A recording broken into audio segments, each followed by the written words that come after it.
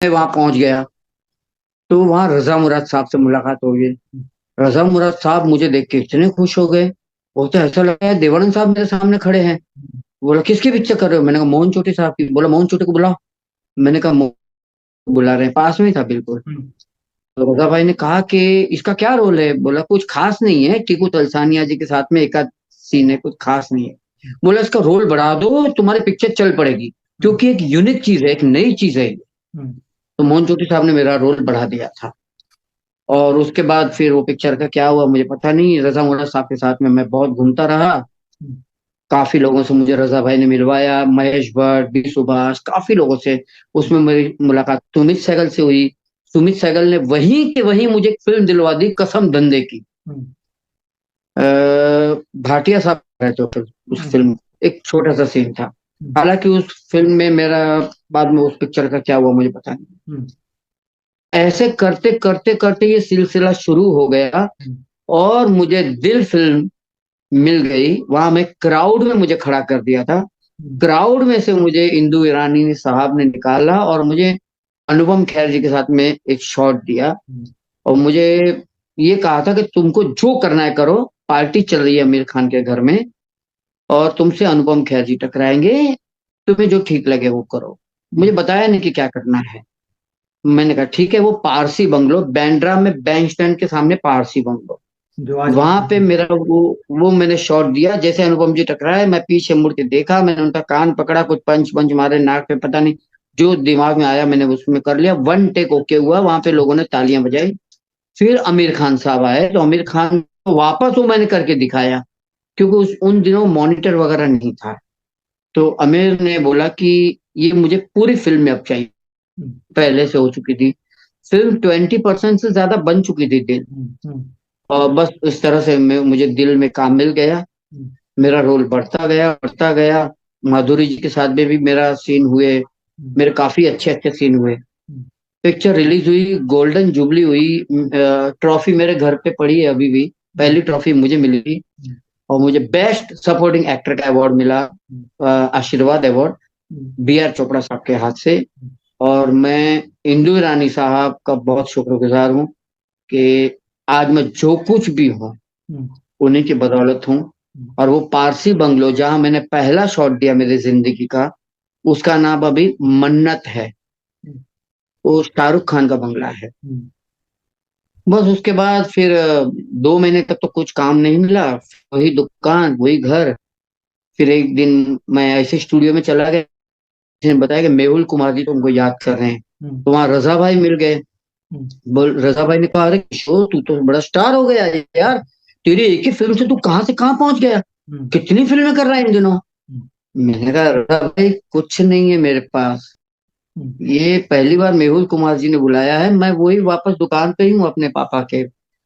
बोले बात ये है कि लोग तुम्हें ढूंढ रहे हैं।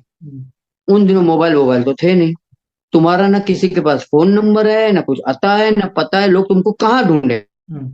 तो रजा भाई ने वहां जितने भी वो लोग थे वहां पत्रकार, वो जो मैगजीन आती थी उन दिनों, उन सब में मेरा कुछ फोन नंबर डाल दिया। छोटा सा फोन नंबर मेरा जो मेरे घर पे था, लैंडलाइन। सेकंड डे से मेरे फोन घंटी बजी। आज 50 साल हो गए, 30 साल हो गए, 30 35 साल हो गए, आज भी घंटी बज रही है। उसके बाद फिल्मों की लाइन लग गई। मैं कम से कम 15 फिल्में मैंने कुछ साइन कर ली थी उन दिनों। मैं तीन तीन शिफ्टों में काम करता था। और जिनका मैं सबसे बड़ा फैन हूँ जितेंद्र, आज भी उनका मैं सबसे बड़ा फैन हूँ। उनके साथ में मैंने कुछ 3 फिल्में की। और जीतू जी आज मेरे बहुत अच्छे दोस्त हैं।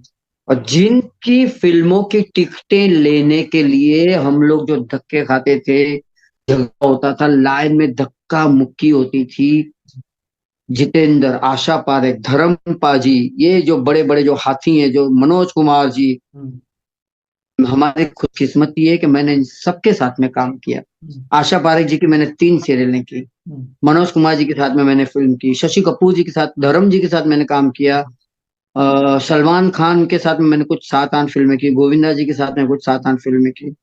मतलब मैं खुशनसीब रहा कि ये जो दिग्गज हैं, जो हाथी हैं, ये इतने बड़े बड़े तोपे हैं ये लोग, इनके साथ काम करने का मौका मिला, जिनको हम देखने को तरसते थे।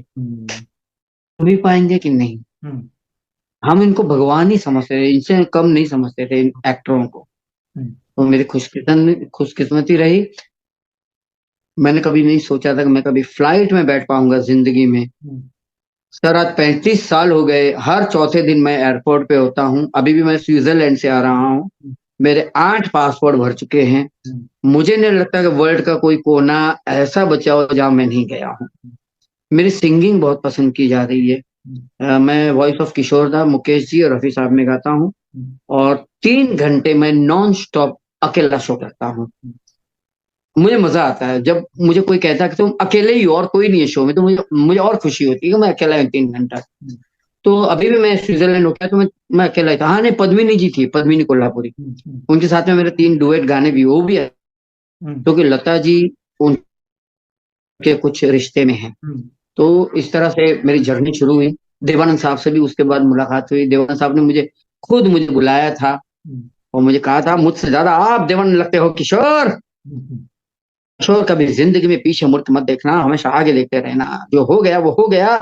मैं बोला हमेशा उसी लाइन पे चलता हूँ जो शायर लुधियानवी साहब ने लिखी थी, मैं जिंदगी का साथ निभाता चला गया, हर फिक्र को धुएं में उड़ाता चला गया, जो मिल गया उसी को मुकद्दर समझ लिया, जो खो गया मैं उसको।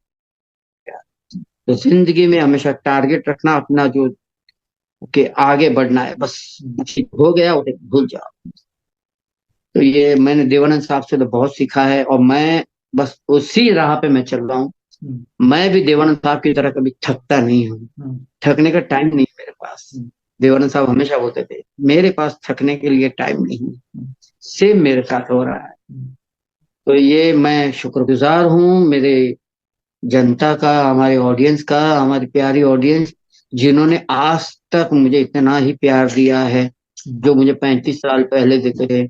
मैं आज भी इतना, बल्कि ज्यादा बिजी हूँ अभी इन दिनों। हम्म। क्योंकि मैं 2 सीरियलें कर रहा हूँ, भाभी जी घर पे है हम्म। और हप्पू के उल्टन पलटन, हम्म।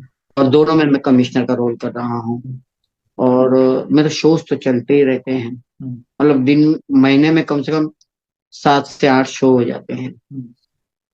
बस यही जिंदगी है हम्म। आशीष भाई।